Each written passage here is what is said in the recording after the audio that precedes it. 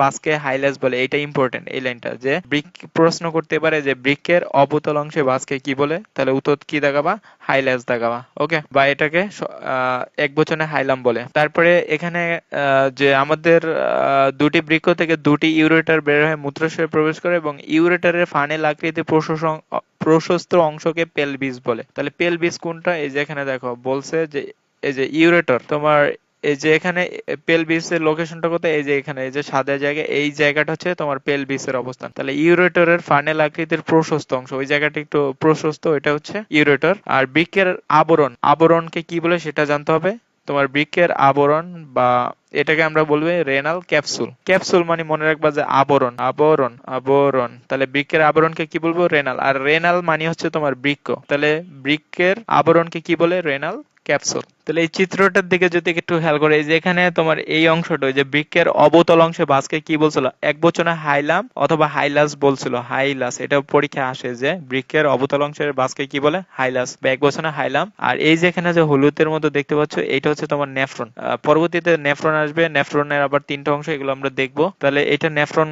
আর এখানে দেখো এই জায়গাটা, এই যে তোমার এই অংশটা, মানে এখান থেকে এতটুকু অংশ, এইটা হচ্ছে কর্টেক্স এর পার্ট। এই জায়গাটা মানে এই অংশটা হচ্ছে তোমার কর্টেক্স।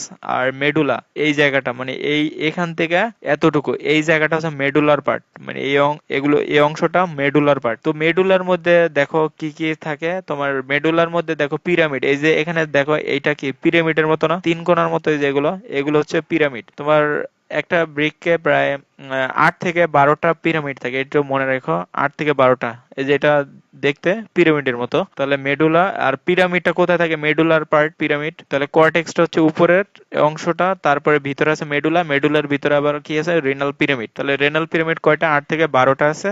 আর এতটুকু আপাতত মনে রাখো। আর এখানে এই যে লাল কালারের যে নালীটা, এটা হচ্ছে তোমার ধমনী। ধমনী, আমরা জানি যে ধমনী অক্সিজেন যুক্ত রক্ত পরিবহন করে। আর এই যে ব্লু কালার যেটা, এটা হচ্ছে তোমার রেনাল শিরা, মানে তোমার বৃক্কীয় শিরা আর কি। শিরাটা দেয়া তোমার রক্ত বের হয় আর ধমনী দিয়া রক্ত প্রবেশ করে। তুমি এখান থেকে এই যে বৃক্কের যে আবরণকে রেনাল ক্যাপসুল বলে, এটা অলরেডি দুইটা বোর্ডে আসছে, তোমার রাজশাহী বোর্ড 23 এবং চট্টগ্রাম বোর্ড 19 সালে আসছে। তাহলে দেখো আমাদের এই যে বৃক্কের যে আবরণ, এই যে এই চাদরটা, এই চাদরটার নাম কি ছিল? বৃক্কের ক্যাপসুল বা আবরণ। ক্যাপসুলের নিচে এই জায়গাটা কি ছিল? আমাদের কর্টেক্স। তাহলে বৃক্কের ক্যাপসুলের নিচের অংশটা কি হবে? বৃক্কের ক্যাপসুলের নিচের অংশটা হবে কর্টেক্স। আর কর্টেক্স এর ভিতরের অংশ কি হবে? মেডুলা। এই যে দেখো, এই যে কর্টেক্স এর এই অংশটা, এই যে এতটুকু অংশ, এইটা হচ্ছে তোমার মেডুলা। মেডুলার মধ্যে আবার কি কি থাকে আমরা দেখছি? রেনাল পিরামিড, এই যে এখানে লিখছে মেডুলায় প্রায় 8 থেকে 12টি রেনাল পিরামিড থেকে। এটা ইম্পর্টেন্ট আসছে, এটা বোর্ডে আসছে যে মেডুলায় কয়টি পিরামিড থেকে? উত্তর থাকবে 8 থেকে 12টি। তারপরে এই যে মেডুলার যে অগ্রভাগ প্রসারিত হয়ে রেনাল পেপিলা গঠন করে। তাহলে এটা পরীক্ষায় আসছে যে মেডুলার অগ্রভাগ প্রসারিত হয়ে কি তৈরি করে? তাহলে উত্তর কি থাকবে? Renal papilla. তাহলে এই যে এগুলো তো মেডুলা, মেডুলা এগুলো হচ্ছে তোমার পিরামিড। এটার অগ্রভাগ প্রসারিত হয়ে এই জায়গাটা হচ্ছে তোমার রেনাল পেপিলা তৈরি করে। আর পেপিলা সরাসরি পেলভিসে উন্মুক্ত হয়, পেলভিসে। এটাও পরীক্ষায় আসছে যে পেপিলা সরাসরি কোথায় উন্মুক্ত হয়? পেলভিসে। তারপর এখান থেকে যে প্রতিটি বৃক্কে বিশেষ এক ধরনের নালিকা থাকে, এই নালিকার নাম হচ্ছে ইউরিনিফেরাস নালিকা, এটা একটু মনে রাখবা। আর এখানে প্রতিটি ইউরিনিফেরাস নালিকা নেফ্রন এবং সংগ্রাহক নালিকা দুটি প্রধান অংশে বিভক্ত। তাহলে ইউরিনিফেরাস নালিকা কি কি নিয়ে গঠিত? নেফ্রন, সংগ্রাহক নালিকা, এই দুটি অংশ নিয়ে গঠিত।